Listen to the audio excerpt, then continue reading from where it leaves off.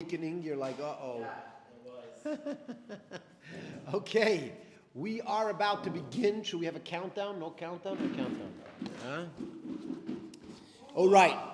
Now, I'm about to begin with a bit of a, rant, if you want to call it that. Yeah. But I want to tell you in advance that I'm not interested in just ranting. What I'm actually about to say is extremely relevant to the material that we're learning here. Okay? It's very relevant to the Gemara we're learning, and you're going to see afterwards how it is relevant to the learning. Okay? You understand, Shmuel? So hold your horses, and if you're going to hold your horses, you're going to hear how everything I'm going to say is extremely relevant to the material that we're about to learn. Okay?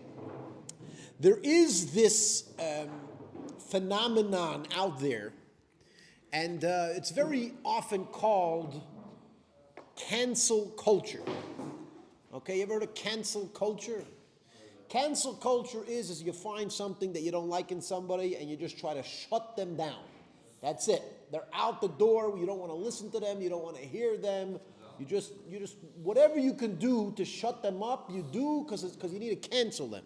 Call them 100 different names. Yeah. You call them names. You make accusations. You protest. You stand outside the door and you try to make sure that no one goes into the store.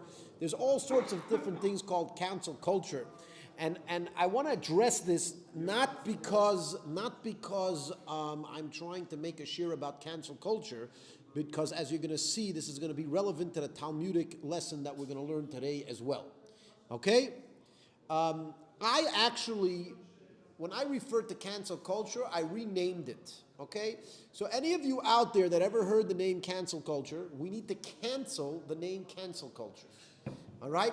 We're about to cancel the name cancel culture, and I need your help to do this, okay? So I am recruiting you, whoever's in this class, as well as anybody that's going to see this online. I'm recruiting you to cancel the name cancel culture, okay? Now, I want to replace that with a different word, and I think it's a more accurate definition or description of this phenomenon, okay? Instead of calling it cancel culture, I want to call it kvetcher culture. Kvetcher culture. What's kvetcher culture? Kvetcher, for those of you who don't know, kvetcher is actually a word in Yiddish which means a whiner, a complainer. Whoever's in the kitchen over there, it's very disturbing. Hello? I don't care if it's the boss or not. He's disturbing my classes. That's it. Rabbi Pasternak, it's very disturbing when we have people in the kitchen speaking during the class. Yeah, it's disturbing. I can't hear myself. Yeah. Shkoyach. Anyways, everybody's laughing over here, right? Rabbi Kopel even kicks the boss out of the kitchen. He runs the whole place. I don't care. He's disturbing my class. That's it. That's your problem. You're supposed to find the Gemara. Anyways. Okay, good. Back on focus. We're renaming cancel culture kvetcher culture. Okay? Kvetcher is a Yiddish word for a whiner, and it is people that are looking for everything in the world to complain about.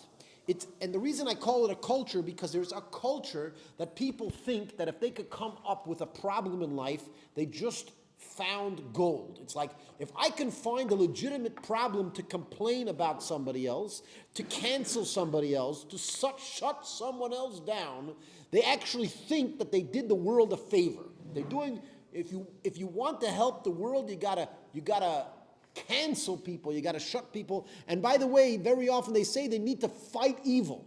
Okay? Fighting evil is, a lot of people think that that's actually something good. Okay, and therefore they're constantly looking for negative, bad things, traits in a person. As a matter of fact, this is very common today in America and even in Israel with regards to politics. Very often in a political campaign, they're looking to dig up dirt on someone else. Okay? And it's all about the dirt, and people are going to choose whether to vote or not to vote for somebody depending on whether or not somebody dug up dirt on them. Right? So first of all, I want to tell you something that you must consider very importantly. What do you need to consider? You need to consider that somebody that doesn't do anything bad, chances are they don't do anything, period. Because if they actually did something, chances are they're also going to do something bad. Because there's a fact of life. Take, for example, driving cars. Okay? If you came from a jungle and you came to society and you see people driving cars and somebody comes up to you and says, you know what? Before you drive a car, you have to realize that 50,000 people die every year. I don't know what the numbers are. That's just a random guess. They die from collisions. And the guy's going, okay, so therefore I'm not going to go in a car. No, it's the exact opposite. Because vehicles have enhanced people's lives so much, right? It comes with a risk of actually killing people, and people are still engaging in driving cars even though it's killing people all the time because its value is that great. And therefore, if somebody comes up to you and says, what about this guy? He did XYZ, right? You have to say, hold on a second, let's figure out what he actually has accomplished.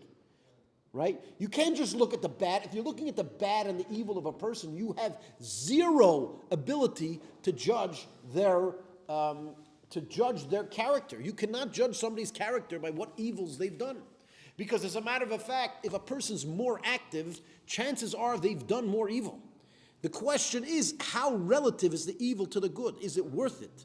As a matter of fact, in business, any business that never lost money probably never made money either. Okay? Why? Because if you're going to engage in business, Bernie Madoff never made money, never lost money. He lost billions of dollars for all of his clients. And by the way, at the end, he also lost it because they took it all away from him. Yeah, at the end, so he lost money. Don't tell me he didn't lose money. First, he made off with everybody else's money, and then the government made off with whatever money he had left. That's true. That's what happened. Yeah. Again, he made off with everybody's money, and then the government made off with the rest of the money that he had. Right? Anyways, what I'm trying to say is by definition, a person that's extremely involved, a person who has a lot of energy, a person who has a lot of potential, those people are actually also going to, unfortunately, fall into some of the greatest evils in the world. Now, if you're going to base your political decisions on people's evil, right, chances are you're actually hiring the worst possible person to be your representative in government. Because you're hiring somebody that has no evil, but that means he's not going to get anything done. And unfortunately, or fortunately, we need somebody that's actually going to do something and make something happen, and not, somebody who's, we don't need necessarily somebody who never did anything bad, because chances are the guy never did anything good either. And then you're just wasting your time with the guy. Okay? Someone that knows to take the risk in order for him to succeed. Sometimes he's going to right, but I'm not just talking about taking risk. There's a concept spiritually that when you're engaged in doing good, you're attacked by the evil side. The evil side would prefer trying to entice a good, healthy, or somebody with high potential. The evil side will try to engage that person and trip that person up into failing, right? They will try their best to make that person fail, because there's more to gain, meaning from the evil side. There's more to gain from the evil side if they take some idiot that does nothing with his life and they get him to do a big sin. So what? It's not a big deal. If they get a guy who's influential, who is impactful, who is doing awesome things, if the evil side convinces that person to do something evil, then they actually bring much more evil to the world. And by the way, I know it sounds a little bit like a game, but there's truth. Spiritually, there is truth to the fact that there's a battle between good and evil, and that evil side actually has certain interests to try and entice people to do evil. Yeah. And they would prefer to entice the people that are more successful, that are more impactful, that are more how would you call it? Productive, right? So if you have somebody that's extremely productive, that is extremely successful, that has brought a lot of good to the world, chances are that person also did tremendous evil. Now there might be a few exceptions, but they're the exception, they're not the rule. Okay, the general rule is people that have done a lot also have a lot of evil in their background. Okay, does that make sense? Right. So it's very important when I get back to the kvetcher culture. In kvetcher culture, where they're always kvetching and looking for diseases, they're looking for problems, they're looking for negativity in other people, they're actually destroying the world because they're actually canceling the best, the brightest, the most successful, the most productive, and they're basically preventing the greatest good from coming into the world by attacking the evil. Now, what they should be doing is they should be trying to figure out who does the most good, and that person they should be promoting, right? Figure out who does the best, who does the most, promote that person, and not cancel anybody, right? But to promote those that are doing good. And if and when that person falls, maybe they do need to, meaning they do something negative, maybe they need some consequences, could be they need some consequences. It could be that we need to, maybe cancel them temporarily, right?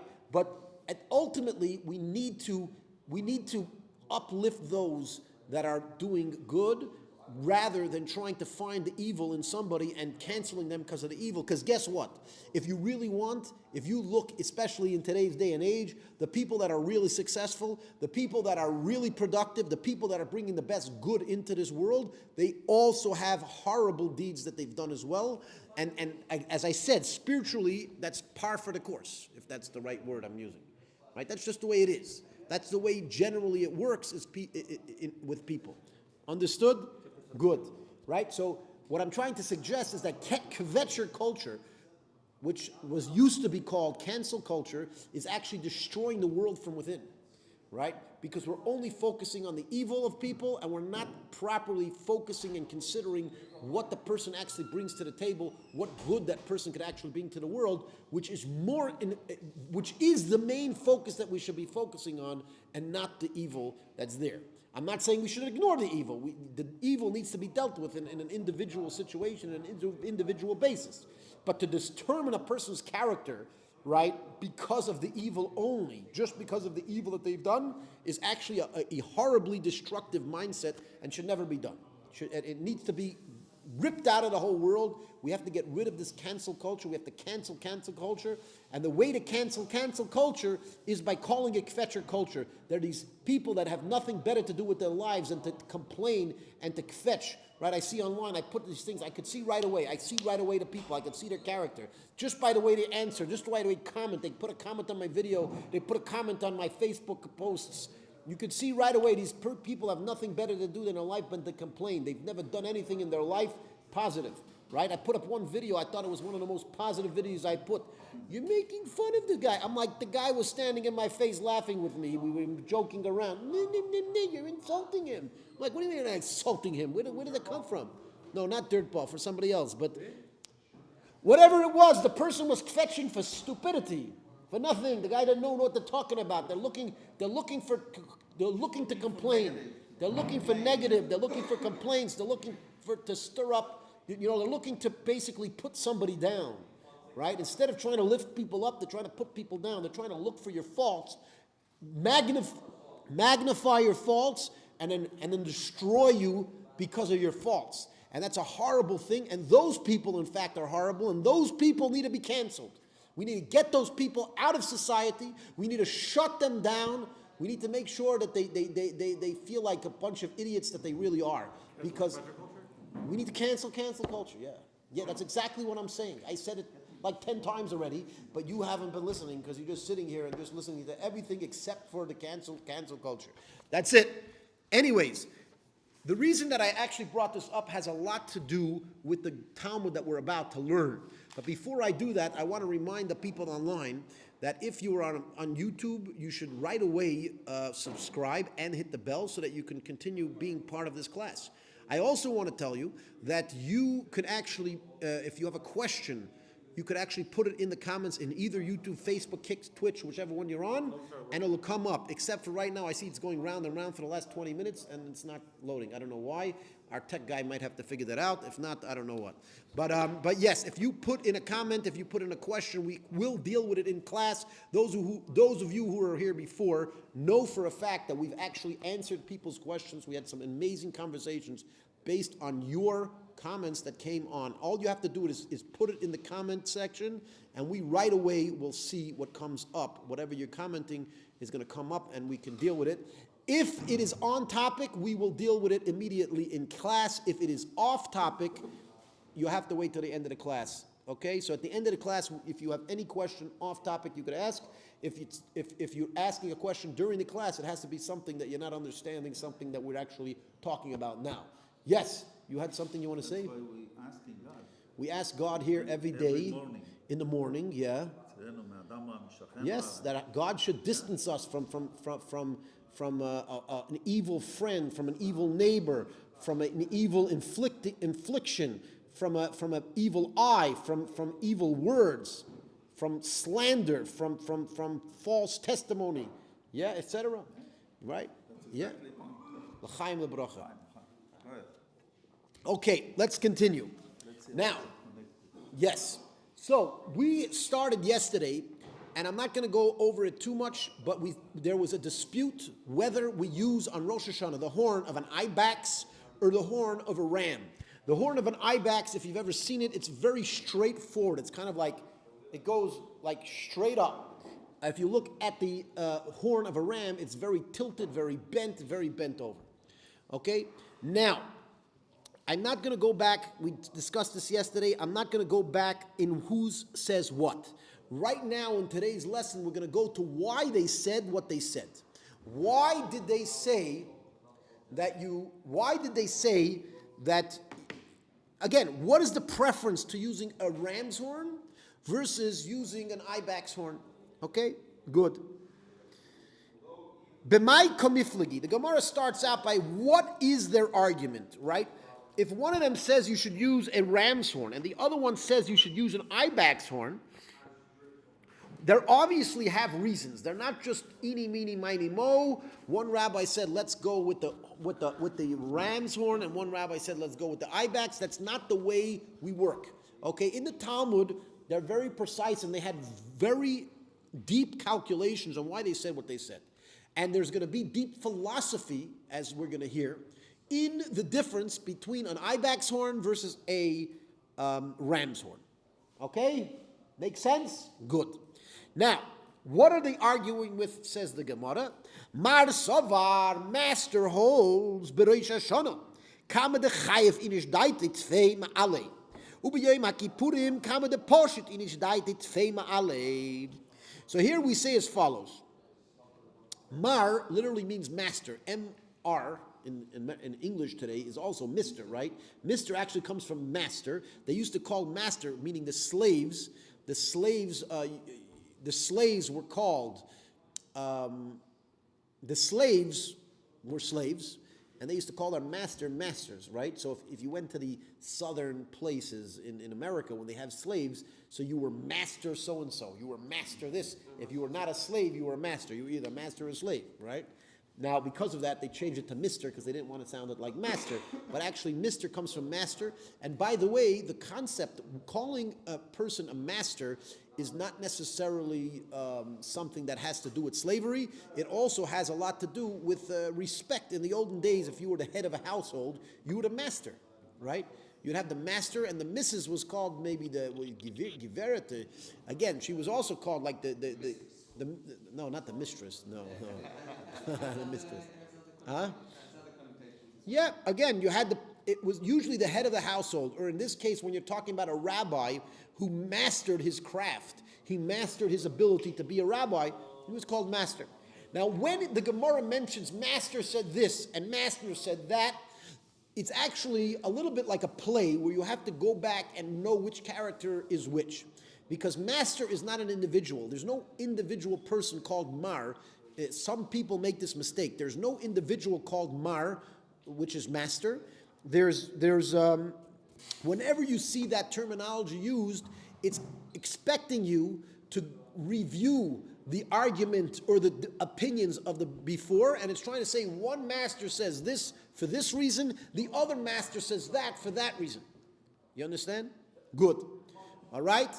We have Talmudic Tom asks an interesting question, and he says, do they sound different? Do the two shofars sound different? I'll have to be honest with you, I don't ever remember hearing the shofar of an ibex blown. However, I can suggest that they're very similar because all horns that are blown in this type of way of blowing are relatively similar to each other. But I can't tell you 100% whether it's really different. If anybody wants to go find an ibex horn, they actually used to sell them in Tzfat here. They used to sell them in the artist area of Tzfat, which unfortunately is almost completely shut down because after October 7th, there was this war going on and people are really scared to come to Israel. I'm not sure why, but I have to say this, it really decimated certain areas more than others because of tourism. We have here in Tzfat a whole street that is dedicated to tourism, and like the whole street went bankrupt. There's like you go on the whole street, there's like every store is closed except for maybe one or two who managed to get a little bit of business from the locals. Most of the street went completely out of business because no one's coming anymore. And that's one of the reasons I started giving the class online. I'm hoping to convince some of you guys out there, maybe you could come to Israel and buy a pizza over here and help them, right? It's very interesting. The yeshiva, the learning, the study Torah, for some reason, people are coming here. To study Torah, people come. Yeah. We have a lot of people that came to study in yeshiva. We actually had an influx because I guess because of what happens October 7th, it really woke up Jewish pride in people's hearts. And many Jews are like, yes, I want to go to yeshiva. I want to come study with you, Rabbi. And we actually had an influx of people that came to study here. So the yeshiva's business, Baruch Hashem, went up. If you want to call it a business, it's not really a business. But we actually have more action. However, the tourism here in Tzfat, it is horrible. They're mamish, they're out. Okay, if you can come here and buy a sandwich in the store here, you have no idea. You might actually be giving somebody help him pay his mortgage, help him buy food to put it on the table. There's some people here really, really struggling. We feel bad for them, and we hope that whatever it is, but it's really tough because of tourism got completely decimated.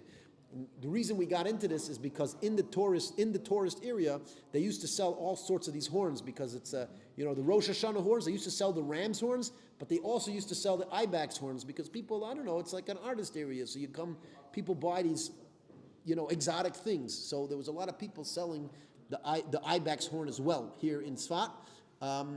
Although I don't know, I've never actually walked over and blew it. I only blew the ram's horn before.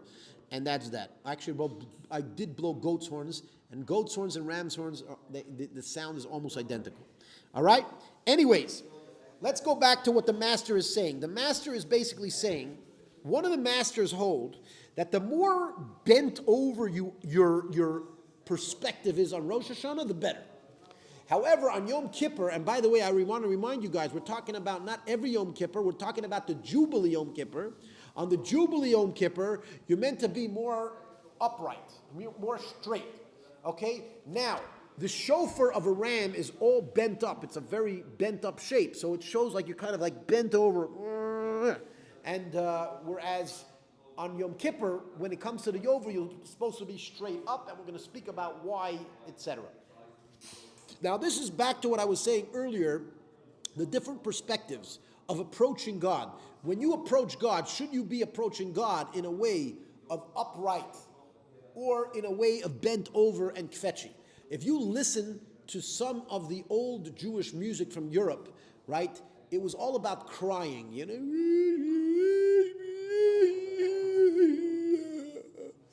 Yeah, I'm serious. That's the way it was. Yeah, it was, right? It sounded like they're crying. Yeah, it did. Why am I saying this? Because there is a perspective in Judaism, and perhaps even outside of Judaism, where something is crying and kvetching is something that's good when it comes to godly connection. Okay? And it has its basis all the way here from the Gemara. The Gemara says the more broken you are, the more bent over, broken you are on Rosh Hashanah, the better. Why? Why? Because that's what they say. That's the perspective that is better for Rosh Hashanah. Crowning a king. You're doing a crown like a bomb. So you're basically taking Chassidus and you're asking how come the Gemara is contradicting the way you understand Chassidus, right?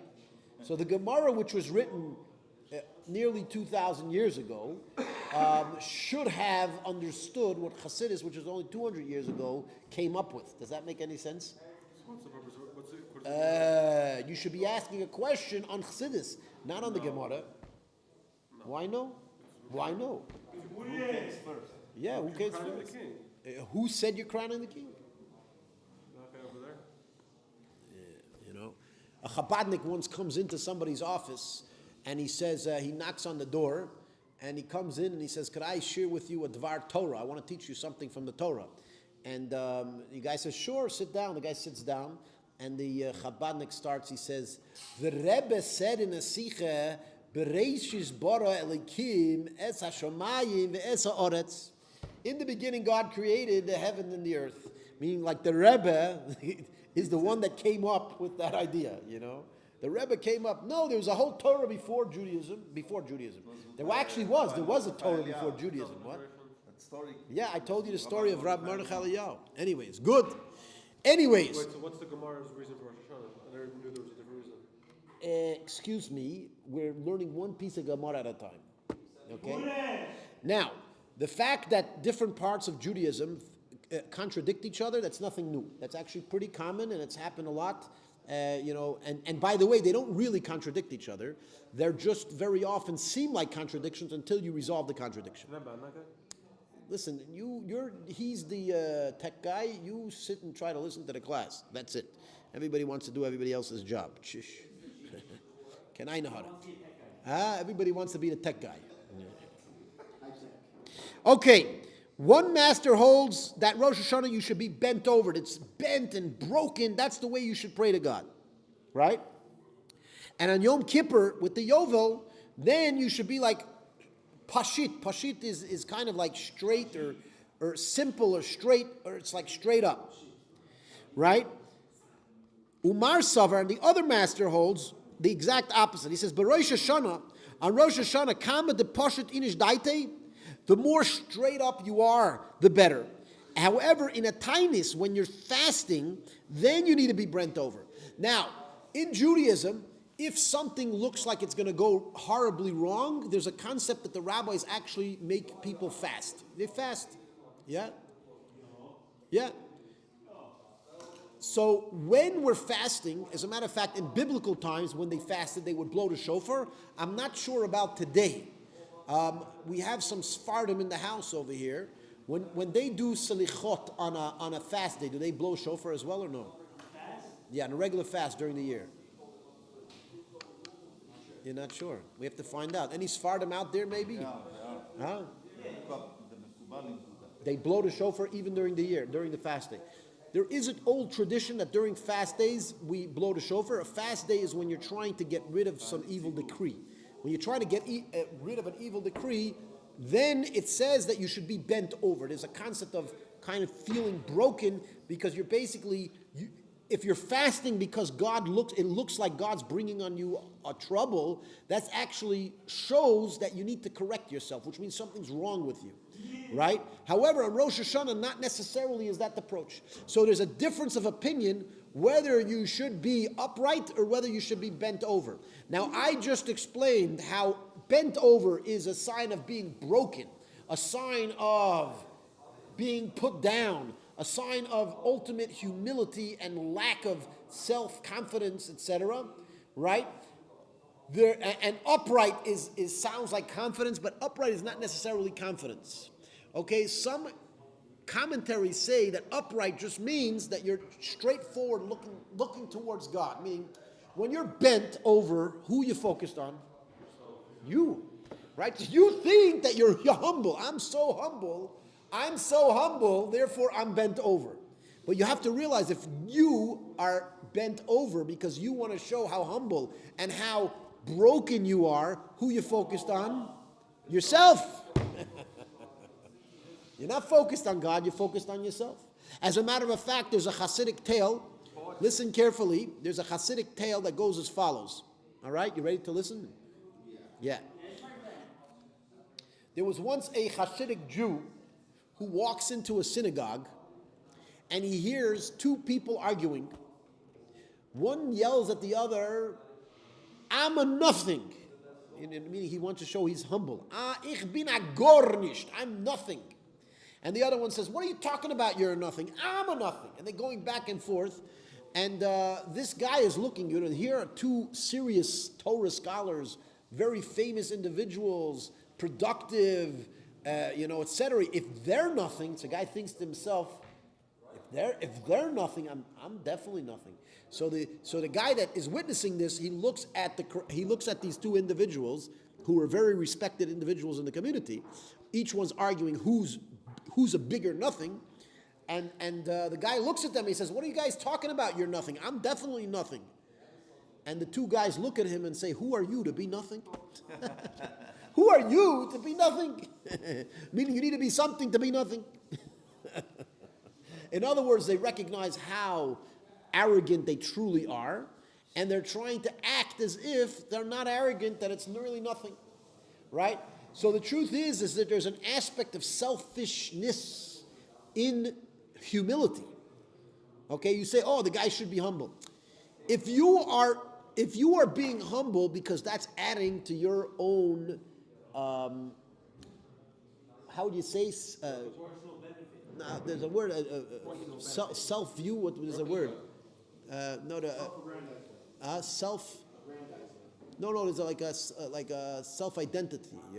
If you want to build into your identity humility, right? And that humility is actually adding something to who you are. That's actually not humility. It's actually fakeness. It's actually a lie. And a lot of people, unfortunately, fall into this trap where they act humble, but that's the ultimate act of arrogance because they want to say, "I'm such a big guy, therefore, by acting humble, I'm even bigger if I'm humble." Meaning, if I'm not humble, I'm not so big. Therefore, I need to be humble in order to be bigger than I already am. That's like the ultimate arrogance. There can't be anything more arrogant than that. Right? Makes sense? Good. I want to remind everybody online, if you want to ask a question, a comment, you just put it in the comment section, and we might deal with it. We have dealt with a lot of people that put in interesting things. We have Louise that says Shavua Tov. Every day she says hi to me. "I'm so happy. Thank you for coming," etc. All right, let's continue. So that's the end of the argument. So the argument is as follows. The argument is whether on Rosh Hashanah specifically, it's better to be bent over and broken, or it's better to be straightforward thinking about God. And that's actually where Shmuel comes in, where on Rosh Hashanah, especially from the Hasidic perspective, we say that on Rosh Hashanah is not really about amending your sins. Yom Kippur is about fixing your sins. Rosh Hashanah is actually more about crowning God as our king. Kedei shetamlichuni aleichem. It's all about crowning God as king and accepting godliness on ourselves. It's actually a reflection of connectivity to God. Rosh Hashanah has more to do with a reflection on connectivity to God than it does about atoning for sins. Yom Kippur is about atoning for sins. Rosh Hashanah is actually more about crowning God as king. Now, how do you crown God as king? More by showing that you're nothing, or just by looking at the king and ignoring yourself? And it seems like this is the deep spiritual argument between these two rabbis. Should you look at God and don't even think about yourself? Or should you think about how broken you are? Yeah? Good. When you're crowning the king, you can put chariots and you put major stones and you have people carrying things. Yeah. You have a whole army. And you have all Yeah. that. So that's why we have Rosh Hashanah. We have a big prayer on Rosh Hashanah. We blow the horns. We make a big deal about connecting to God. You don't crown the king with like a bunch of poppers Yeah. and people like all upset and down. It's disgusting. So again, that's your opinion. Obviously, not everybody agrees with you. Okay, some people think that it is the best way to do it. Anyways, Anthony Gwynn, if I said it correctly, says, what's the difference between genuine humble and arrogantly being humbled in the presence of God? Now, You want to answer? Here, but you have to come in the screen if you want to answer. Come. We have my student wants to answer you, so he wants some screen time. Can I know how to go? Look at that. My answer to that would be that if you're doing it to further yourself, if you're trying to use godliness in your own personal way, that's using it for yourself. And if you're trying to humble yourself to where God is the one to be like, how can I be a vessel for God? That's the way to actually be humble. I hear that's actually a good perspective. I want to add to that is that if you're in the picture, then it's arrogance. If it's about you being humble, then it's arrogance. True humility is not about recognizing yourself and putting yourself down. True humility is about ignoring yourself and focusing on where you need to go versus who you are. And I'll give you a simple example. Okay, you ready for an example of true humility? Okay, there was somebody that came to the Lubavitcher Rebbe and said that they finished a particular tractate in the Talmud, and they wanted to make a massive siyum. They wanted to make a big party for the fact that they completed this particular study, but they were worried that if they made this party, it might lead them to arrogance. And you know what the Rebbe told them? You know what the Rebbe told them back? He says, "You only finished one tractate? you think you're so big for finish one tractate? You know, why are you thinking about yourself, right? As a matter of fact, when I completed the Talmud, I completed the whole Talmud about 6 months ago. To me, it was obvious that I have to make a big party. Why do I have to make a big party? Because I think that if I made a party, I would get other people to be inspired to learn. And there was many people at that party that took on to learn Talmud. Many of them finished numerous tractates because the whole party was about inspiring other people. It's not about showing off my accomplishments. It was about inspiring other people to do the same. Now, if I was thinking, I'm making a party because I want to show off that I finished the Talmud, and could there be that in the back of my mind there was a little bit of that? Perhaps, right? But if I wouldn't make that party because I wanted to prove to myself that I'm not arrogant, then that would be the greatest arrogance possible. If I say, you know what, forget about the arrogance, let's see what's going to make something happen better, right? If I go there and I present myself, is it going to make a better accomplishment or not? So then I'm not thinking about myself. I'm not considering my own arrogance. The second you consider your own arrogance as a factor in your decision making, that's arrogance, even if it's humility. You say, I need to be humble, so therefore I'm not going to show off. Well, hold on a second. That's why you shouldn't show off, because you want to be humble? Now, again, if you think that by showing off, the only thing you're going to gain is showing off, so then why should you show off? Then that's arrogance, right? If the only reason you're being arrogant is because you want to show off your accomplishments, then of course that's arrogance.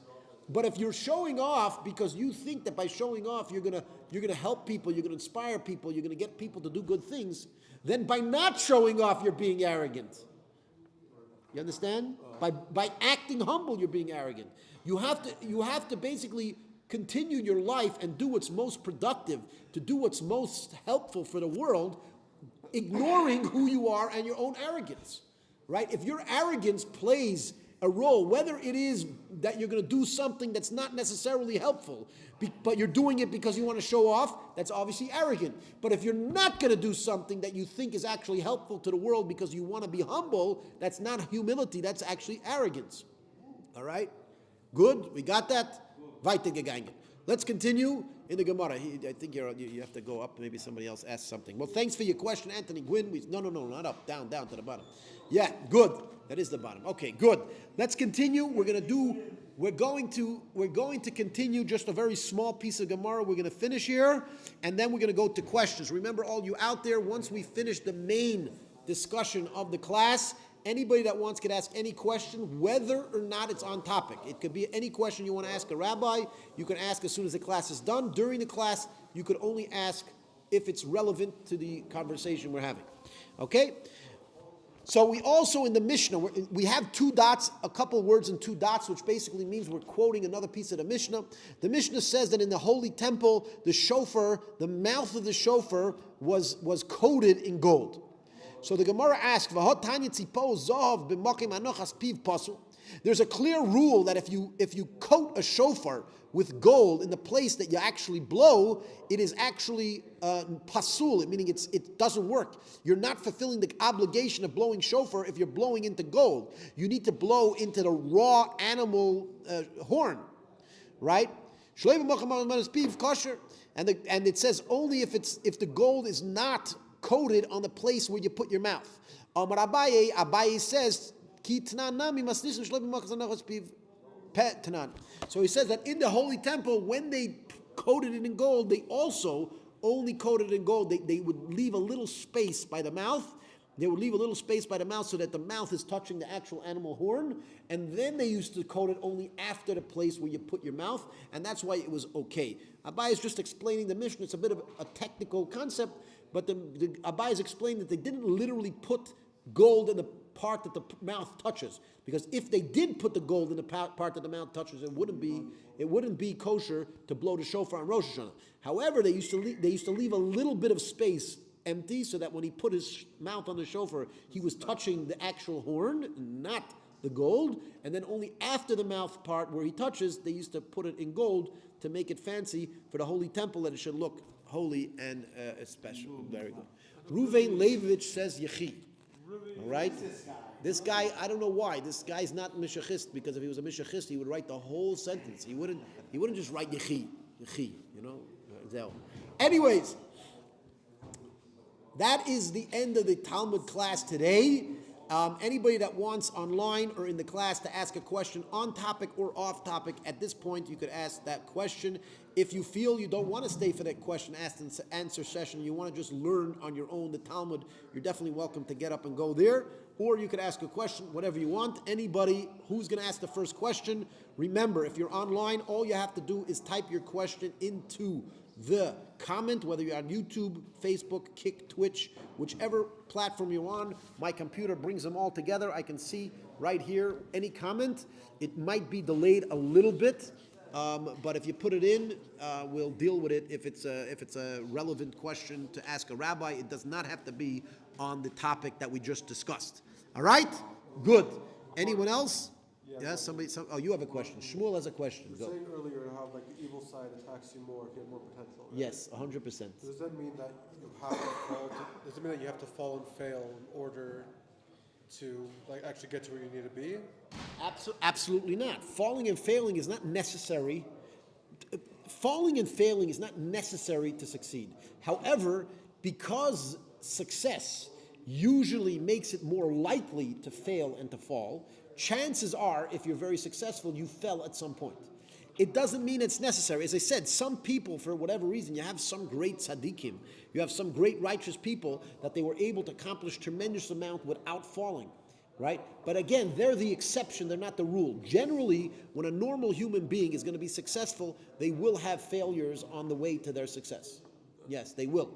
And again, it's not necessary. It's almost like, put it this way: if you are a stunt motorcycle bike rider, you're a stunt motorbike rider, chances are you got injured a whole bunch of times. Why? Because it's a risky thing, and you're all constantly risking yourself to be injured. Since you're constantly risking yourself to be injured, chances are, if you've been in the business for a while, you got injured, right? Does that mean is it potentially possible for a guy to be in that business and never get injured? Yeah, if he's super perfect, super careful, and then it could be that he could do crazy stunts and never got injured. But usually people that do crazy stunts will get injured, because that's kind of like, it's a risk, it's a common risk of the game. All right? We had a question down there from, you had, who? Jorge Pimienta says, Yeah. Saludos, Hashem te bendiga. That's not in English. Bless you from... Bless you from? Bless you, Hashem bless you. And then he said, haz una oración para mí, which means, could you say a prayer for me? Could we say a prayer for who? For Jorge Pimienta. For Jorge Pimienta, you should be blessed with a lot of success and happiness, etc. And he should be able to come to Israel. If he's Jewish, he should come to Israel and study Torah. If he's not Jewish, then he should stay wherever he is and have a positive impact on all his surroundings. So right? where you are? Yes. Momo says... No, put it this way, it's not something against people that aren't Jewish. No, Jewish people have an connection with Israel, and it's very important that a Jew, if you're Jewish, you should come to Israel. It's an important aspect of your spiritual development. If you're not Jewish, then it's not necessarily an important aspect of your spiritual development. But every human being, whether you're Jewish or not, you are required to try to have a positive influence on your surroundings. That's why I said you don't necessarily need to come to Israel, but you should have a positive impact on wherever you are. All right. First of all, what about the other guy? Well, you have to. He came first. Anthony Gwynn says, was the mouthpiece not coded to prevent the presence of previous holders' memories from interfering in the presence call, a means of preventing memories from nature imprinting in the gold? I'm actually not sure. That seems super complicated. I'm not in the business of understanding the deep. No, they have to touch their lips to the actual horn. Yeah, that's what I'm saying. Right? Biblically, they have to touch their lips, have to touch the actual animal's horn, and there cannot be anything separating their mouth from the animal's horn. That's biblically. That's the rule. Yeah. Momo says, "Why do you want to rule the world?" Why do I want to rule the world? Yeah, what's wrong with you? Talmudic New World Order, you Talmudist? Momo, you don't want to rule the world? Doesn't everybody want to rule the world? It's only me. Momo thinks I want to rule the world. Right? Yeah. Let me ask you something, Momo. If you thought that I wanted to rule the world, I'm assuming he's talking about the Jewish theories, right? Right? The Jewish conspiracy theory. We control the media. Do you think if I'm controlling the media, I would be using YouTube like this? I'm using YouTube to try to pull out 10, 20 people to watch my videos here and there, right? And if I control the media, you think I'd be doing this, man? I would be sitting here trying to talk to Momo. If I was trying to control the world, why would I be talking to you, Momo? I'm talking to you. I'm talking to Momo because I want to control the world. How the heck am I going to control the world if I talk to people like you, Momo?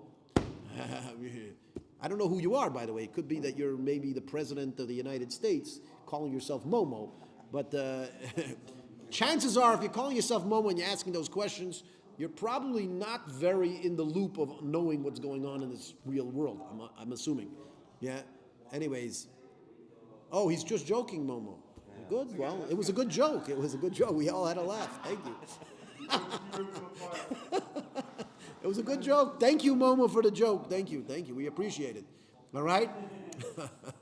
What's the next one? Michael Tilahun says, Michael Tilahun. I love all Jewish people. From Gondor, Ethiopia, I am Beit Israel. Beit Israel. He is the house of Israel. That's what Beit Israel. He is the house of Israel. There's a tribe that they call themselves the Beit Israel in Ethiopia. No, the Beta Israel. That's the Ethiopians that live in Israel also.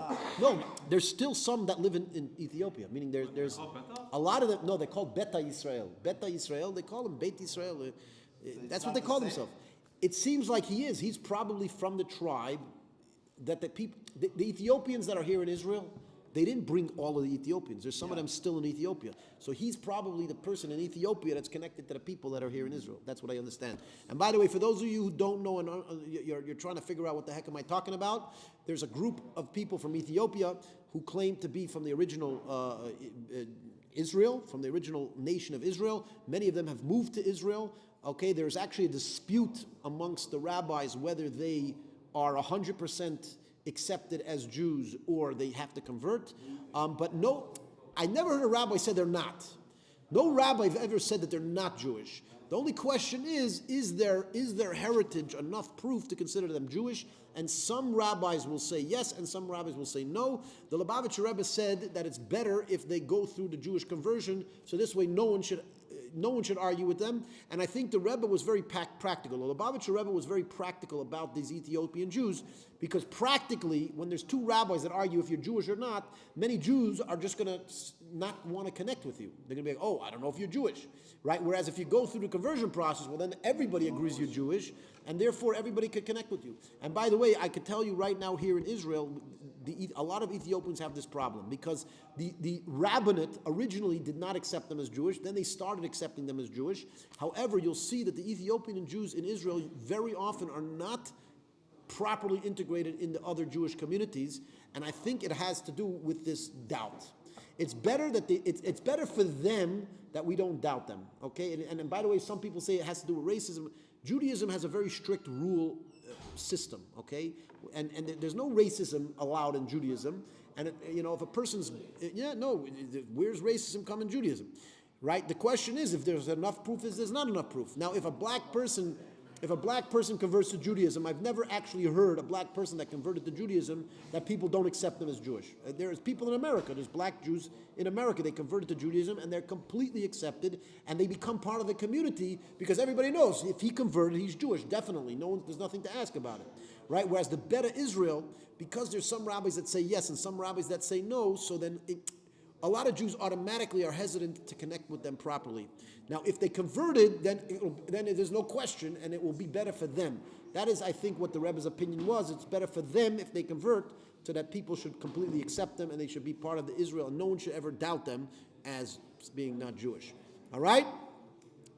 Yes, and it says, Michael Tilahun says he wants to come to Israel one day. Bezrat Hashem, you come to Israel, you'll come visit us over here, etc. All right? Good. If there's any other questions, please post it now, because if you don't, we're going to shut the feed in about 2 minutes. This is your last chance to post your questions. I do want to tell you that there's a little bit of a delay. Once you post your questions, it might take it might take about 10, 15 seconds before your question comes up here. Okay? Yeah. Adam and Edom. I don't think so, although they are spelled the same, and Kabbalistically, any two words that are spelled the same has somewhat of a connection between the two. Whoa. Yeah, so there must be some connection because they have the same letter. However, in practical Jewish literature, I don't see a major connection. Connection is simple. Huh? What? Adam. Adam. It says, what's the connection between Adam and Adam? Right. Color. Right. Adam is a person. Adam. Right, Adam, some people say it has to do something with blood, right? Adam, what is the Aleph then? Red mud. Huh? What's Aleph Dam? Which means Aleph is godliness that has blood.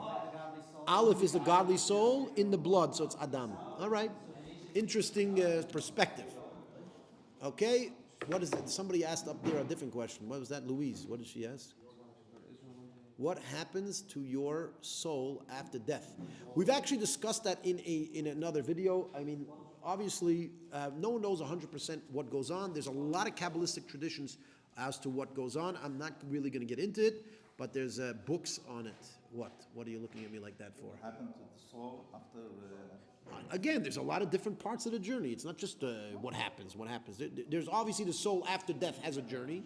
The question is what exactly it is. There's a lot of books on it, etc. Yes, what's the next one up? Blind Watchmaker. Blind Watchmaker. He says it's been a while. He wishes peace and prosperity on us. I wish him back peace and prosperity, Bezrat Hashem. Yeah. Majman 92. Yeah. Hello, I'm not Jewish as far as I know. I have a legit question. Why do some Jews cover for other bad examples like Rabbi Shmuley, who isn't a very great rabbi from what I've seen? By the way, I'm assuming he's talking about Rabbi Shmuley Boteach. Rabbi Shmuley Boteach, I've actually met him and spoke to him, as well as some of his kids. Again, Rabbi Shmuley Boteach, he likes, how should I say it? He likes action, He likes getting himself in situations where it's very controversial and this and that. Again, I'm not going to necessarily comment on his skills. I think every individual has to argue whether he is skilled or not. Rabbi Shmuley Boteach, as far as I know, and you can, again, I'm just saying this from my own personal knowledge at the moment. Don't hold me to this. As far as I know, Rabbi Shmuley Boteach is not hired by any synagogue. Okay, he's not recognized by any particular community as their rabbi. He stood up. He calls himself America's rabbi. So he decided he's America's rabbi. Okay. I'm not sure who America is because America, as far as I know, America is a free country and American Jews don't have to accept him as our rabbi. He decided he's a rabbi. He's not my rabbi. I'm an American Jew. I know many Jews in America. You ask them who Shmuley Boteach is, they won't even know who the guy is, right? So again, he has the right also. He has the right to express himself. He has the right to try to promote himself as a speaker. I have no problem with that. But the fact is, he doesn't really represent, as from what I know, he doesn't really represent a real Jewish community. He represents, rabbis. He got together some rabbis. He made committees. He made whatever it is. That's what he did. And again, I'm not going to say whether it's good or bad. I think each person needs to decide what they think about him. But he definitely doesn't represent me, and he definitely doesn't represent most of the Jews in America as a representative. Would you be willing to debate him? Debate him on what? What should I debate him on? I have nothing. Would you go head to head with him in a debate? I don't mind talking to the guy if you want to have. As a matter of fact, for me, I'm here. I get 13 views right now. Right? He's getting hundreds of thousands of views. I would love to debate him just to get more views. Right? You gotta set that up. Set it up. I'll go for it. Guys, if you're watching this video, Yes. tag Shmuley Boteach. Tag Shmuley Boteach. Tell him that he has to debate me, because this way I'll get out there and get millions of views if he's. So honest. Yes. Anyone else? Anyone else? What's that? What's that? I don't see that first one. Momo. What does Momo say? Momo said a good joke before. Maybe it's something else. What? Why should Jews align with the bacon eaters and their false gods? I don't know who's the bacon eaters. I don't know what he's talking about. You must. I'm gonna guess that Momo is a Muslim trying to ask Jews why we're aligning with the bacon eaters like the Christians. Now I don't know why we're aligning with them. I don't see why Jews are. I don't know who's aligning Jews to bacon eaters. I mean, we don't eat bacon. He said, why should Jews align with the bacon eaters and their false gods? I think he's talking about Christians and Catholics. So again, I don't know. We're not necessarily aligned with Christians. I mean, what Judaism? Why should we? Is there a reason? He's asking for a reason. Why should we? Maybe he's saying we should. I don't know, but about align. What does aligning mean? We'll We'll move on. We don't know what he's talking about. That's it. Momo, we need clarification. Yeah, what's that? Why do Jews kill innocent people? So, you have to. First of all, you have to tell me which Jew killed innocent people. I don't know. I don't know any Jew that killed innocent people. I don't know about any recent. Situation where Jews killed innocent people. So, therefore, I can't really answer that question because I don't know what you're talking about. He's talking about the recent war. No? The recent war, when we killed innocent people? Absolutely not. No, we said we didn't kill. There you go. Not even half of them. Half of what? Not even half a person that is innocent. What do you mean? Not even half of it. Anybody that got Anybody killed that in can- this war is a terrorist. Well, So first of all, I will actually differ on you on that. Not every single person killed in the war is a terrorist. However, when you want to blame somebody for killing somebody, you have to assume that they deliberately made a decision that they had a choice about. Okay. Now, if somebody's trying to kill you, and this is essentially what's happening, you have people trying to kill us.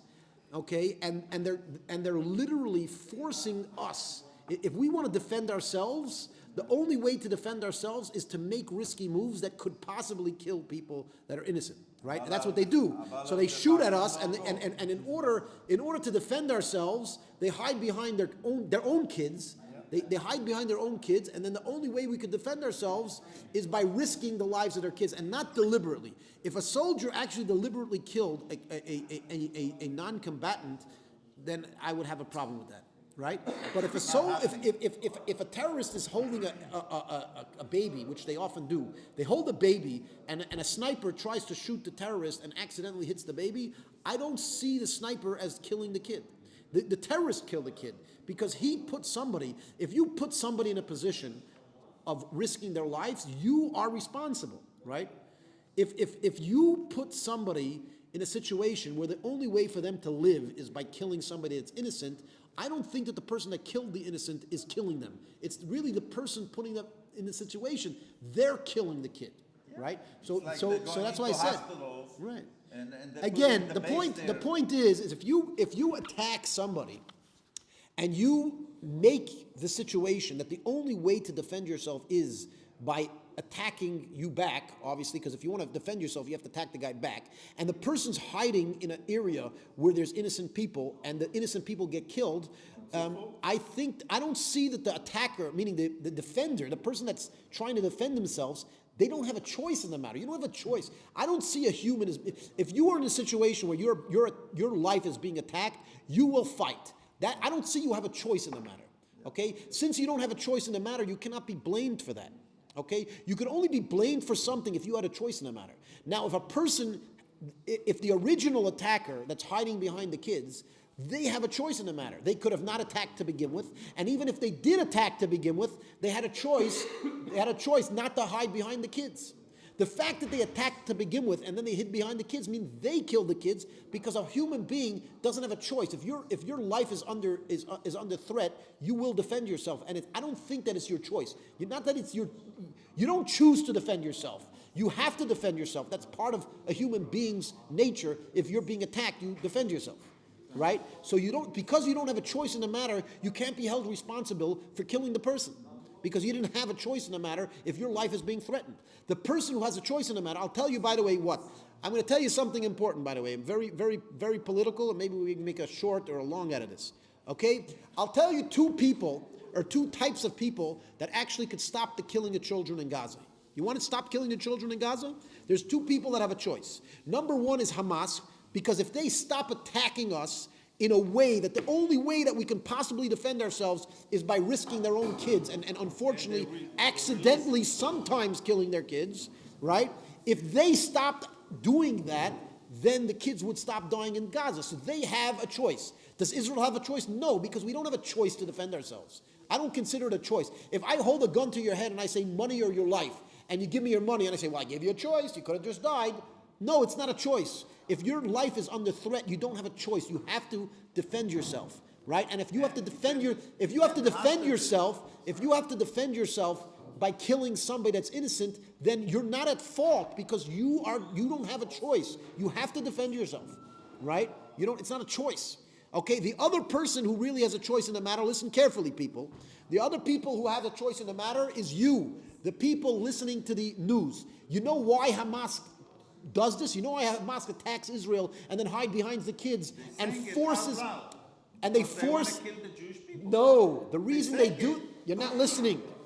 The reason why they force the Israeli government to end up killing kids, the reason that they do this is because the couch potatoes in America will go against Israel, and they want to hurt Israel's image by killing their own kids in order to hurt Israel's image. So the very fact that the people in America are actually buying this garbage and allowing and blaming Israel, if you blame Israel for killing the kids in Gaza, you are killing the kids in Gaza. Why? Because the kids in Gaza are dying because the people in Gaza want you to blame Israel. Since they want you to blame Israel for killing the kids in Gaza, if you blame Israel for killing the kids in Gaza, you are killing the kids in Gaza. Stop killing the kids in Gaza right now, because if you blame Israel for killing the kids in Gaza, you are at fault. You have a choice, and you made that choice, and it's because of you that the kids are dying in Gaza today. That's it. Beautiful. Yeah. Let them release all the hostages. Again, I'm not getting into the political garbage. I don't need the political garbage. I want the facts. The facts on the ground is that these people are attacking. They're attacking Israel and forcing us to defend ourselves. We don't have a choice. There's no choice. You don't choose to defend yourself. You have to defend yourself. That's human being. You don't just say, oh no, you have a choice. You could just sit down and die. Right? No, that's not a choice. We don't have a choice. And they attack us in a way that the only way we could defend ourselves is by end up killing their kids in Gaza, right? Which I say is not our fault. We're not killing them. They're killing their own kids in Gaza. And they're killing their kids in Gaza because they want you to blame Israel. And if you stop blaming Israel, they'll stop killing their kids in Gaza. So you're the one that's at fault. You are killing the kids in Gaza because you're blaming Israel for killing the kids in Gaza. Therefore, you are the murderers. You're butchering kids in Gaza because you're blaming Israel. If you stop blaming Israel, if the world stopped blaming Israel for killing the kids in Gaza, they'll stop fighting using that tactic. They're going to stop today, because the only reason they're using that tactic is because they want you to blame Israel for killing the kids. Beautiful. That's it. Stop killing the kids. Stop killing the kids. You're the ones killing them. Whoever you are, if you're blaming Israel, you're killing the kids in Gaza today. Hey, Rabbi. Yeah, what? Dirtball says, when hot tub stream? I don't know what you're talking about. There's a trend where people who stream on Kit do it in a hot tub, and they do a whole stream. I'm not streaming from a hot tub. I'm sorry. Not my style. What about the hot mikvah? No, not even. Make the stream. Make the stream. Yeah. Yes. Anyways, anyone else?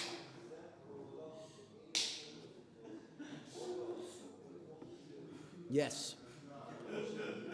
Anyone else? That's it. We're going to close the stream. If no one else has anything to say, any questions out there, go for it.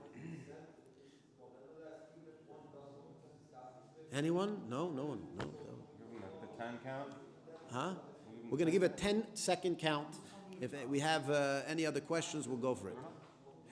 I do have a question or two. Blind Washmaker has a question or two. Well, you better hurry up because it's actually getting late. We have another 3 minutes, and that's that. We're closing it in 3 minutes, whether or not there's questions, and that's that. We have somebody says, thank you guys, thank you as well, etc. Good. Any other questions? Last chance. All right, we have to make a good video out of that one. We have to chop that up and make a good video. Tell the world they should stop killing the kids in Gaza. Yeah. By the way, it's true. I guarantee you right now that if the world stops blaming Israel for killing the kids in Gaza, they're not going to fight that way. The whole reason they're fighting that way.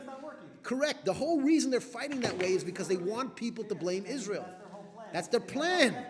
That's their plan. So they force Israel. You don't have a choice. You have to defend yourself. And in order to defend yourself, you have to kill the kids. Yeah. How much? Yeah, whatever. Yeah, it's exactly. It's human sacrifice. They're sacrificing to try to harm the image of Israel. That's what's going on. How much of faith should be part of our political choices? First of all, your political choices should definitely be revolving around God's ultimate plan of this world. You have to think that, God gave you a choice, and today in a democracy, you have a choice on who you vote for, and you have to think who is going to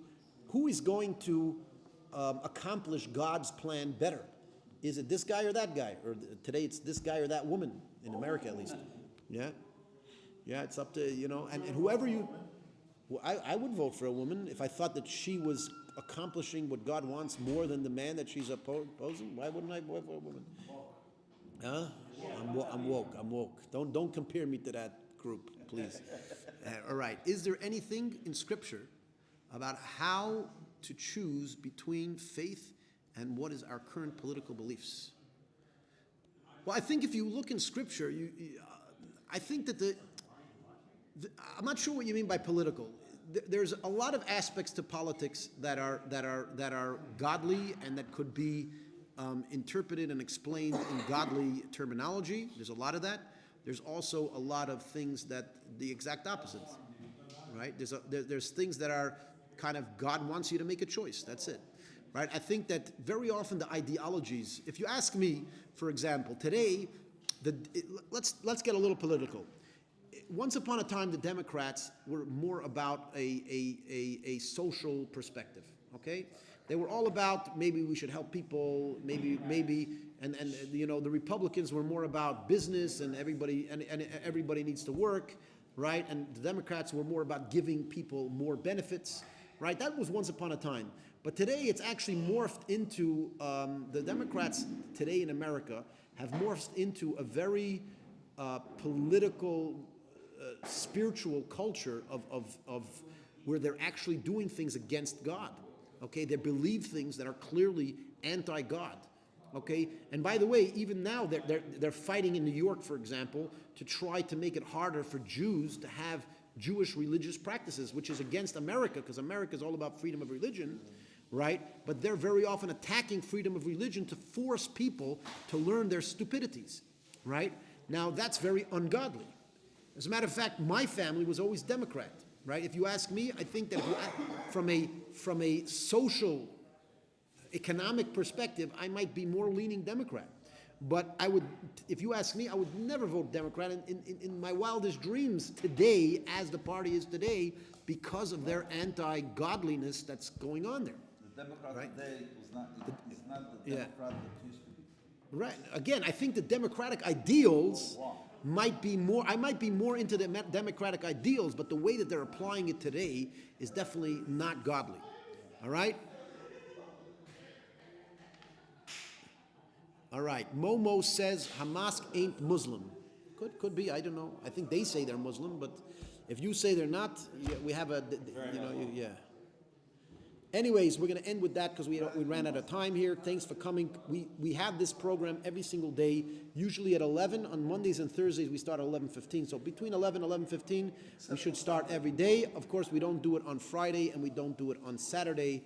Be here, subscribe, share this video. We love you.